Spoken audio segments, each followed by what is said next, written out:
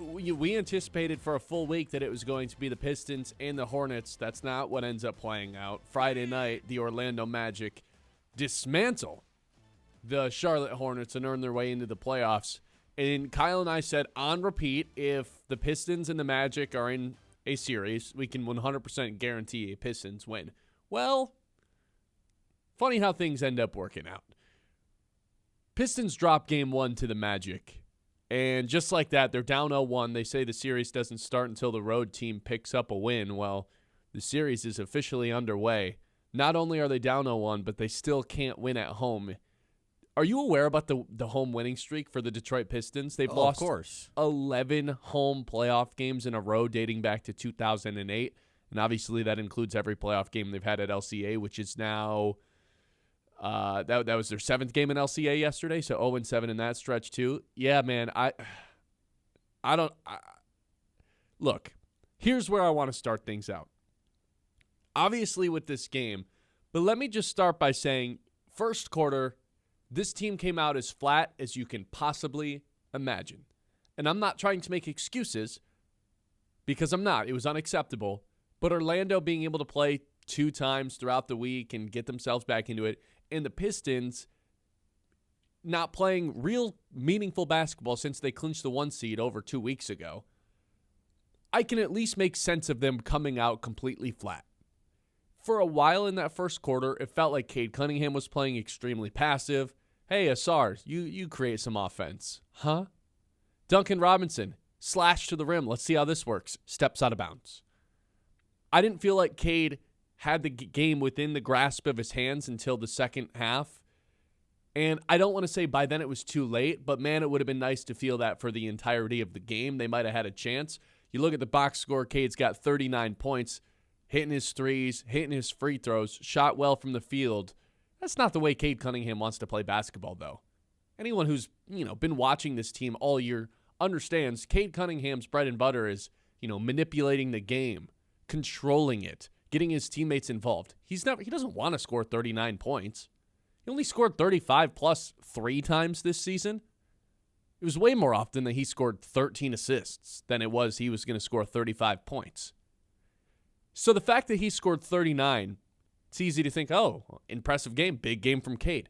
I don't think that's the way he wanted to play. It's the way that Orlando forced him to play by taking away the role for Jalen Duren, who, oh boy, JD, I got to tell you right now, we're going to need a hell of a lot more from you than what we got yesterday in game 1. Tobias Harris, a lot of 15-foot turnaround jump shots when the offense couldn't find a shot, which was a lot, like an alarming amount. Duncan Robinson didn't shoot well. All of a sudden, JB Bickerstaff is experimenting with different lineups that we barely saw throughout the course of the regular season, like somehow Kevin Huerter's in the closing lineups in the fourth quarter. Yesterday wasn't just a loss. It was like a sucker punch. The big-time underdog 8 seed shows up to your building and just throws 2 giant haymakers at you. And by the time the Pistons were ready to go, it was the fourth quarter and Orlando had developed a big enough lead. Cade didn't look like the best player for the first half of that game. Jalen Suggs was the one who was just everywhere. And then throughout the course of the game, yeah, I know Cade scored the 35, but man, if you would have said, hey, one of the guys on this team is a superstar, one of the guys on the court, you would have thought Paolo by the end of the game. We couldn't do anything to stop that guy. I'm not going to panic quite yet, but there's a good amount of reasons to be alarmed about yesterday's Game 1 loss. The Pistons are a defensive-oriented team, and Orlando brought the physicality, matched it with the Pistons, and it's not like they hit a crap ton of threes either. That's maybe the most concerning part. They took it to the Pistons in the paint, dominated that aspect of the game. The Pistons were chasing every sort of block. It's almost as if Isaiah Stewart and Jalen Duren collectively agreed before the game, we are going to break the NBA record, playoff record for most blocks in a single game. They went for everything. And you know what that led to? 11 offensive rebounds for the Orlando Magic because they had 2 guys consistently jumping at the rim and then just leaving it to be cleaned up by an Orlando Magic player for an easy putback for 2 points. They dominated the points in the paint. 54-34, the Pistons lost that category, a category they've been winning all season long. And once again, the turnover issues are back for the Detroit Pistons.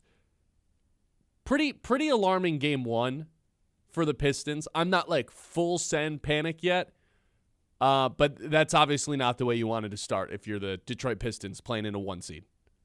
Yeah, I mean, if you think about the way that we were talking about this Magic squad going into this series, essentially we just viewed them as a worse version of the Pistons, right? At least the style that they play. They want to play a similar style. They have big, brute bodies. Yeah. They want to score in the paint. They want to defend, and they don't make a ton of threes. Their offense isn't the prettiest product in the world. Mm-hmm. But at least the Pistons have, like, Cade Cunningham.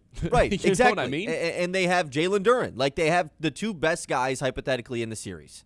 You know, that's how you felt about this team. And whether you think about the depth or whatever, there were certain pieces on Orlando that you're like, man, imagine if the Pistons had a guy like that. You know, Jalen Suggs is just a defensive menace like Asar Thompson is, but was bringing much more offensively, specifically in this game. Like, there's certain aspects of the game like that. Yeah, Orlando has the favor, but, man, for the Pistons to get out-rebounded and the points in the paint part that you mentioned, like, that was the most disappointing piece to me.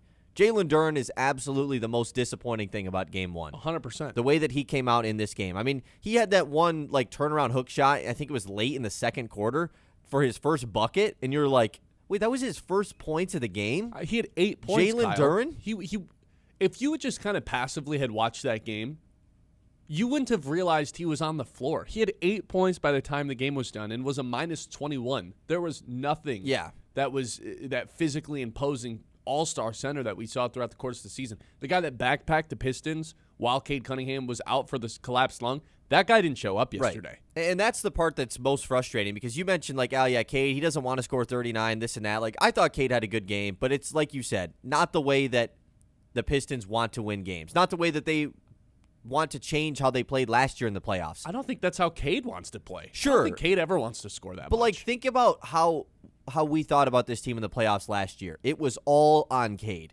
Everything was on Cade to get everything done. And if he didn't bring it, the Pistons weren't going to have it that night. And that's how you felt different about this year's team was look at what Duren did while Cade was gone. Look at the offense that he was able to create. Look at the way that he was able to carry this team, not just defensively, on offense as well. And then you get into this playoff game against Orlando, and it feels like the Knicks series last year. You know? Where he's just another guy on the team. And it's just Cade and them.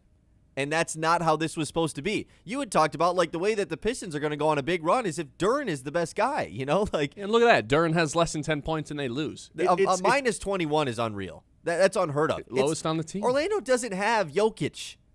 Orlando doesn't have these, like, top 5 centers in the league. Wendell Carter Jr., look at the game that he just had against him. He took Duren's girl last offseason, and now he just dominated him in the playoffs? Are you kidding me, man? Kyle! Come on, From Duren. the top rope. Come on, Jalen Duren. Minus 21, 3 for 4. That's like it's the 8 points is obviously bad.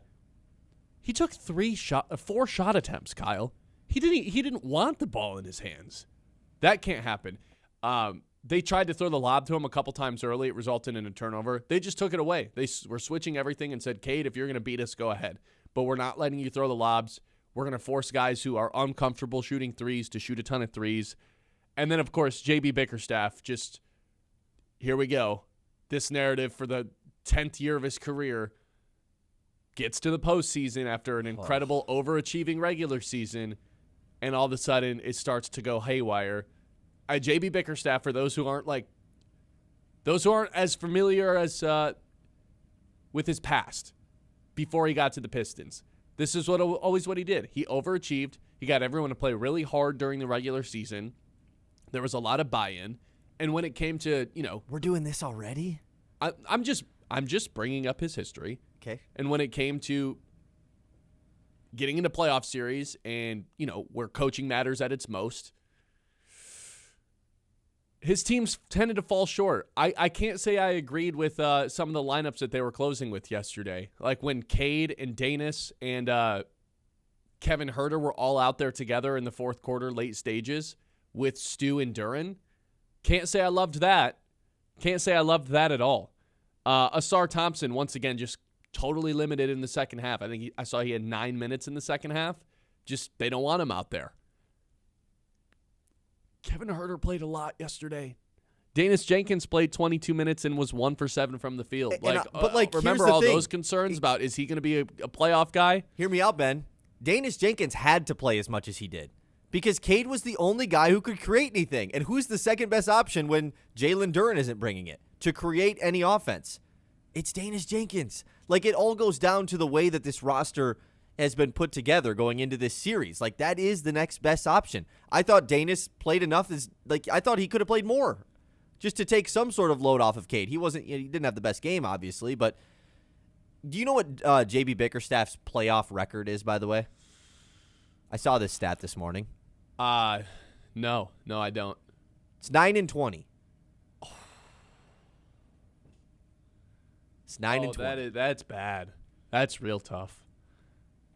What did you think about those closing lineups yesterday? Because I couldn't. It's not that I hated them.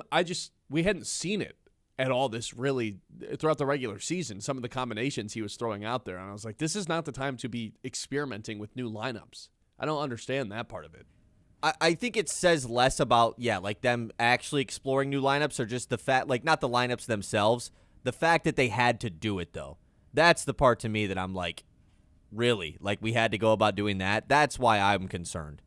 We're doing this in game 1 of the NBA playoffs. We're throwing Cade, Jenkins, and Herter. It's not like we haven't seen Cade and Danis. I mean, they played a lot together in the regular season. Where did Duncan go?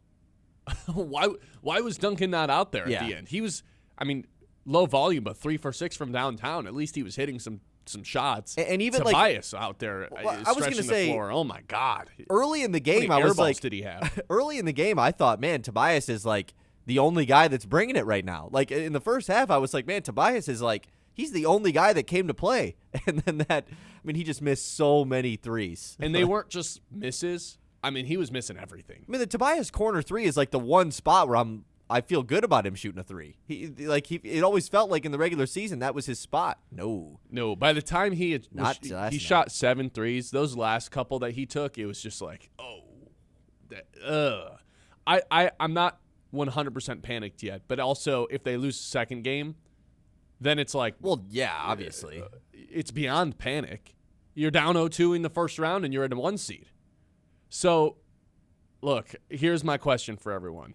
Do you still have confidence in this Detroit Pistons team to rally and beat the Orlando Magic? Was game 1 a fluke? You can chalk it up to, well, they haven't played in 2 weeks, meaningful basketball. Orlando kind of got a taste of what postseason basketball looks like with the play-in.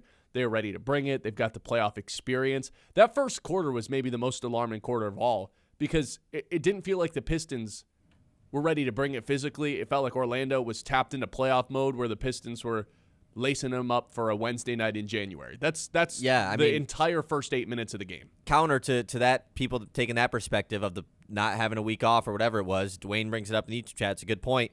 The Spurs, Celtics, and OKC all had a week off. Yeah. Same exact thing. They're playing against teams that were playing in the play-in. 989-837-6125. You still have confidence in this Detroit Pistons team to beat the Magic. This is the Ben Bosscher Show. We're live here on the Mitt. 989-837-6125, 9 o'clock hour.